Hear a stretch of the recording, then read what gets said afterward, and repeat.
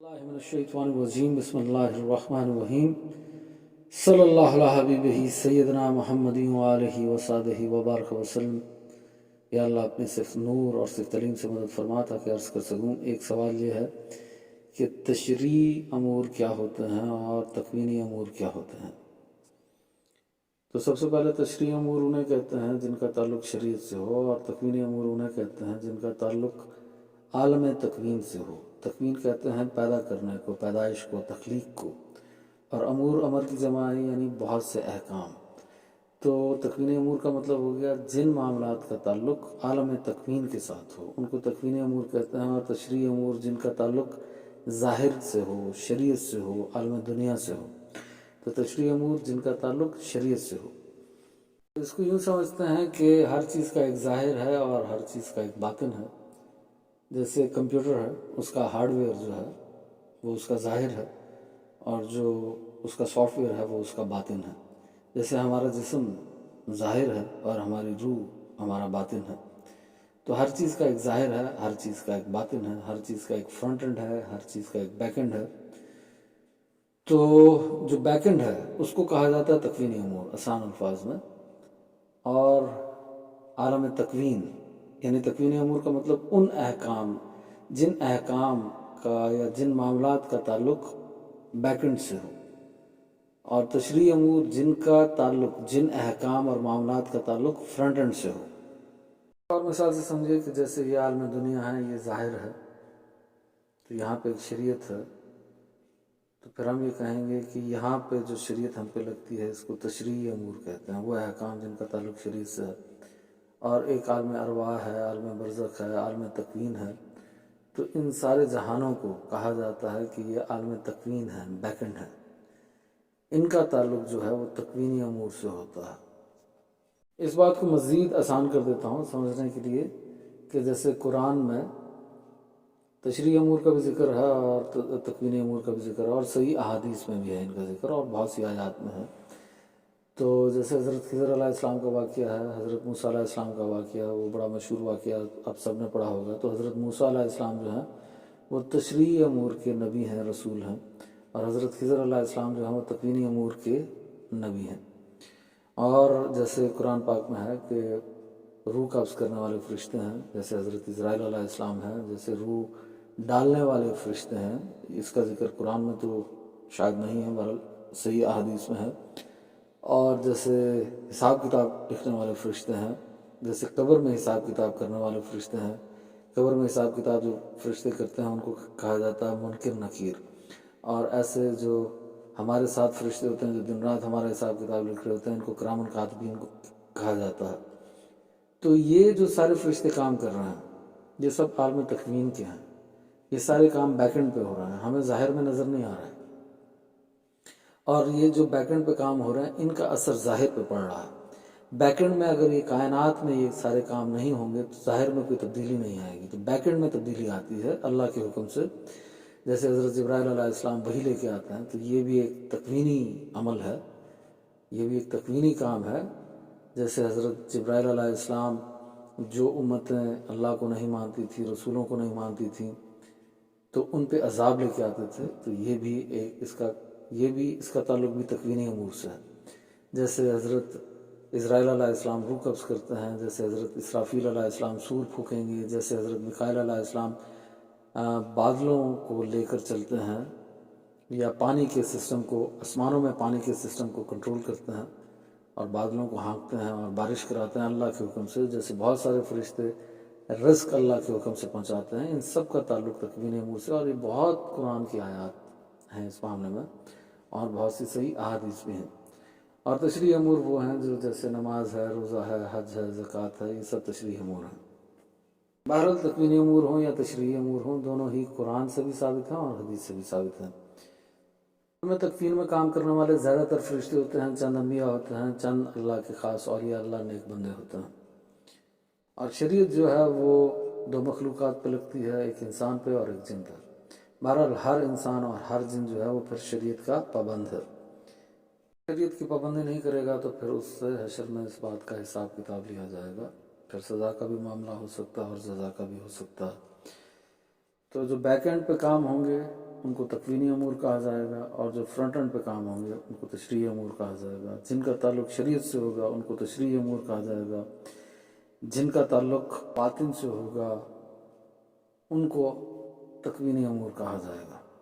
جیسے مثال کے طور پہ حدیثوں میں آتا ہے کہ ہر انسان کے ساتھ 20 فرشتے ہوتے ہیں پورے دن میں، 10 فرشتے 12 گھنٹے رہتے ہیں، پھر 10 فرشتے 12 گھنٹے رہتے ہیں، یعنی فجر سے عصر تک آتے ہیں 10 فرشتے، پھر وہ عصر کے وقت ڈیوٹی تبدیل ہو جاتی ہے، اور پھر اگلے 10 فرشتے آ جاتے ہیں جو عصر سے فجر تک رہتے ہیں۔ تو یہ جو سارے کام ہو رہے ہیں ان سارے کاموں کو تکوینی امور کہا جاتا ہے۔ اور ہم سب جانتے ہیں کہ صرف 2 مخلوقات پہ شریعت لگتی ہے، تو فرشتوں پہ تو شریعت لگتی نہیں۔ تو یہ شرعی امور سے بالکل مختلف ہوتے ہیں، اور ان کو سمجھنا جو ہے وہ بہت مشکل کام ہے، بہت کنفیوزنگ ہے۔ تو اس لیے جو لوگ مجھ سے سوال پوچھتے ہیں اور میں اگر ان کو سمجھاتا ہوں تو وہ بہت کنفیوز ہو جاتے ہیں، الٹا سمجھنے کی بجائے وہ بحث کرنا شروع کر دیتے ہیں۔ تو میں آپ لوگوں سے یہی عرض کرتا ہوں کہ مجھ سے ایسے سوال ہو سکے تو نہ پوچھیں، بس ایک بنیادی بات تھی جو میں نے آپ سے عرض کر دی ہے، کیونکہ نہ میں تکوینی امور کا حصہ ہوں، نہ میں کوئی ثابت ڈیوٹی ہوں، نہ میں کوئی ولی ہوں، ایسے آپ بھی تکوینی امور کا حصہ نہیں ہیں۔ تو اگر اللہ کسی کو آپ میں سے ولایت دے اور یہ طاقت دے کہ تکوینی امور کا حصہ بنا دے، تو وہ اس چیز پہ قادر ہے کہ وہ اس کو تکوینی امور کے معاملات سمجھا دے۔ تو اس سے پہلے ہمیں اس کو سمجھنے کی ضرورت نہیں۔ بہرحال یہ قرآن حدیث میں بیان ہو گیا، تو جتنا سمجھانے کے لیے بات تھی وہ میں نے آپ سے عرض کر دی ہے، اس سے زیادہ ہمیں ضروری نہیں ہے ان معاملات کو سمجھنے کی، اور جتنا ہم ان کو سمجھنے کی کوشش کریں گے مزید کنفیوز ہو جائیں گے۔ پھر عرض کر دیتا ہوں کہ تکوینی امور میں ڈیوٹی پر جو ہوتے ہیں وہ صرف فرشتے نہیں ہوتے، بلکہ وہ انبیاء بھی ہوتے ہیں، وہ اہل بیت میں سے بھی ہوتے ہیں، صحابہ میں سے بھی ہوتے ہیں، اولیاء اللہ میں سے بھی ہوتے ہیں۔ تو اللہ جس کو چاہتا ہے چن لیتا ہے تکوینی امور کے لیے، تو پھر ان کے لیے جو احکام ہوتے ہیں وہ مختلف ہوتے ہیں، اور وہ بالکل شریعت سے مختلف ہوتے ہیں۔ بہرحال جیسے میں نے عرض کیا کہ میں نہیں ہوں ثابت ڈیوٹی، اور نہ ہی تکوینی امور کا حصہ ہوں، نہ آپ ہیں، تو ہمیں پھر شریعت پہ غور و فکر کرنا چاہیے، کیونکہ ہم سب پہ شریعت کی پابندی کرنا لازم ہے، اور ہر صورت لازم ہے، اور اس کا سوال جواب ہوگا، اور کوئی بھی گناہ کر کے اس کو تقدیر کی طرف منسوب کرنا یہ بہت بڑی گمراہی ہے، بہت بڑی جہالت ہے۔ اگلا سوال یہ ہے کہ تقدیر کسے کہتے ہیں؟ تو تقدیر در حقیقت اللہ کا علم ہے۔ اللہ نے اپنے حکم سے قلم کو پیدا فرمایا، پھر لوح محفوظ کو پیدا فرمایا۔ لوح محفوظ ایک تختی ہے، ایک کتاب ہے جس کو اللہ نے اپنے حکم سے پیدا فرمایا، اور قلم کو پہلے پیدا فرمایا، تو پھر قلم کو حکم دیا کہ لکھ دو سب کچھ، تو قلم نے اللہ کے حکم سے لکھ دیا۔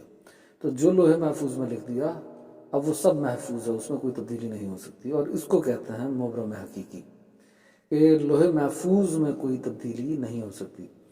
ویسے تقدیر تو ایک ہی قسم کی ہوتی ہے، پر کیونکہ چند احادیث میں ایسی باتیں نبی پاک صلی اللہ علیہ وآلہ وسلم نے بیان فرمائی جس کی وجہ سے علماء کو پھر تقدیر کی 3 قسمیں بنانی پڑیں، یعنی تقدیر کی 3 قسمیں انہوں نے بنائی: مبرم حقیقی، معلق اور مبرم۔ تو معلق تقدیریں وہ ہیں جو کسی کی بھی دعا سے بدل جاتی ہیں، ماں باپ کی دعا سے بدل جاتی ہیں، دوستوں کی دعاؤں سے بدل جاتی ہیں، اور یہاں تک کہ آپ نے کسی جانور پر رحم کیا ہے تو اس کے دل سے اگر کوئی آپ کے لیے دعا نکلی ہے تو اس سے بدل جائیں گی۔ اور مبرم جو تقدیریں ہیں وہ خاص اولیاء اللہ اور انبیاء کی دعاؤں سے بدلتی ہیں، اور جو مبرم حقیقی تقدیریں ہیں وہ کسی کی دعا سے نہیں بدلتی۔ ان کے بارے میں بڑی وضاحت سے قرآن میں بھی بیان کر دیا گیا اور صحیح حدیث میں بھی، کہ مبرم حقیقی نہیں بدلتی، وہ اللہ کے اٹل فیصلے ہیں، وہ کسی کے حکم سے یا کسی کی دعا سے نہیں بدلتے۔ یعنی یہاں تک کہ اللہ پاک ان کو خود بھی نہیں بدلتا، کیونکہ وہ اس کے علم کی نفی ہوگی، تو وہ اس کے وعدے کی خلاف ورزی ہوگی، تو اللہ پاک ان کو خود بھی نہیں بدلتا۔ اور تقدیر اس کو کہتے ہیں کہ یہ اللہ کا علم ہے۔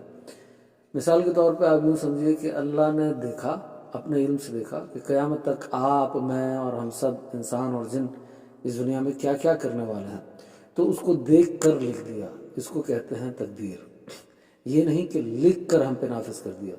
اکثر لوگ یہ کہتے رہتے ہیں جی اللہ نے تقدیر لکھ دی، اب ہم اس کے پابند ہیں، مجبور ہیں، تو پھر کس بات کا حساب کتاب ہوگا؟